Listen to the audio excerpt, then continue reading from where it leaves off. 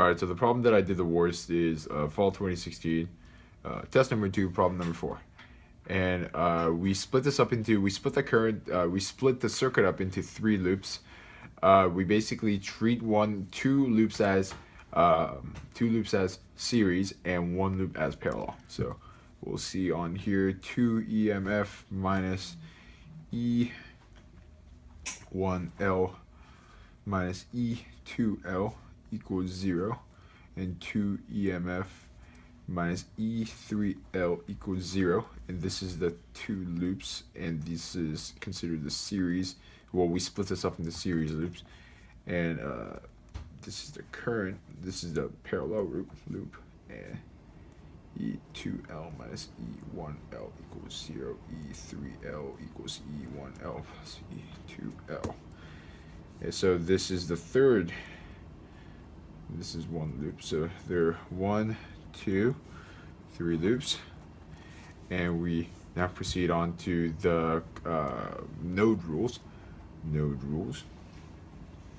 And there are, because so the first part of the parallel circuit and the second part, so the upper part of the parallel circuit, the current itself is going to be twice as small as the bottom part of the loop. So what we basically do is we do 2 EMF equals EL 3L, and we do 2 EMF equals E1L plus E2L, because voltage stays constant in the parallel circuits. So E3 is 2 EMF over L, and we basically we know that E1 and E2 are going to be the same because they're made of the same material, and they're in the and current stays the same in a series circuit. And yeah, so basically 2 EMF equals E1L plus E1L. So E1L equals EMF over L, and E2 equals EMF over L. So this is the three equations. And the electron current, so this is the first one. So electron current at P1 and electron current at P0 is the same. And that is true because current stays the same. Let me apologize. Let me look at that. Yeah, so current stays the same because there are no resistors in P0 or P1 to interfere, I guess break down the current or something. And so this is true.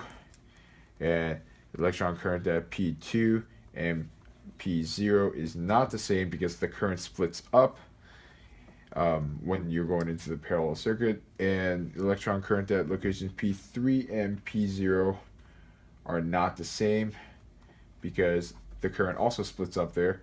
And electron current at P4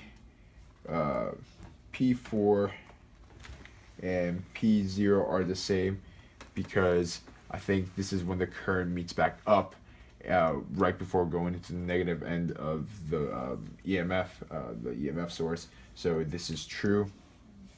And electron current locations at P1 and P4 are the same because it is not interfered by the presence of resistors. So electron current at P4 is the same as electron current at P1. And proceeding on to D, the first statement is there may be a non-zero uniform electric field in the wire, and this is true because there is a current running through it, so which means that there is an electric field. There are no excess charges in the interior of the wire. That is also true because the charges itself act as a conductor. The circuit itself acts as a conductor. And there may be excess charges on the surface of the wire. It's true because the circuit itself acts as a conductor, so there are going to be excess charges in outside the surface of the wire.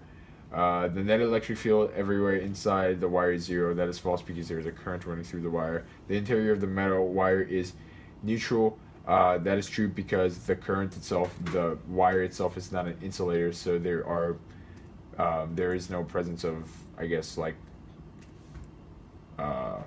mobile charges or something. and there's also a constant flow of mobile electrons inside the wire because the current itself is constant.